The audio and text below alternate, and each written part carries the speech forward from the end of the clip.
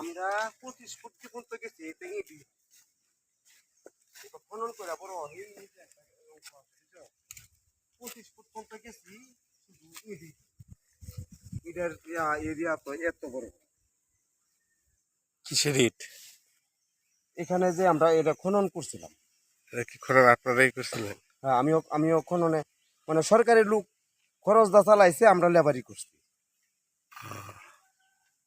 এটা কি আগে আরো উঁচা ছিল? মানে এটা ইসাকা আর সৈন্য যে যুদ্ধ করতো এই জায়গাটা। এখন সরকার কি করছে, এই জায়গাটার মধ্যে আপনার এই আমাদের যে এমপি উপজেলার থেকে সরকারি লোক এখানে আসছে, আসার পরে এখানে বসছে এখানে কোনো খাস আছে কিনা, সরকারি খাস।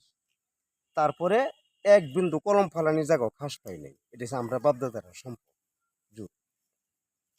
পরে কি করলো, আমরা সরকারের থেকে গেছে যাওয়ার পরে আরেকবার আরেক ধাপ সরকার আইসা বলতেছে এই জায়গাটা আমরা খনন করাম, এখানে যদি আমরা গুপ্ত কোনো কিছু পাই এই এলাকা আমরা উন্নত করাম। 3 বছর খনন করছি।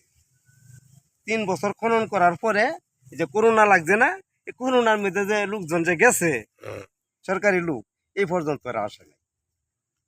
এই হলো ঘটনা না? এই হলো ঘটনা। আচ্ছা, এটা হলো সেই ইসাকার দুর্গ না? ইসাকা দুর্গ, ইসাকার সৈন্য যুদ্ধ করত।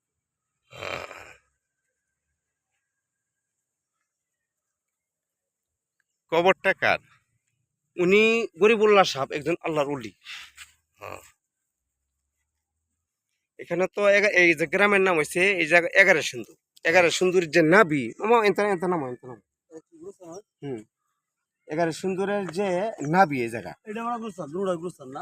12 জন আউলিয়া আইছিল, 11 জনের স্থান হয়েছে 11। এই গ্রামের নাম হয়েছে 11 সিন্ধু।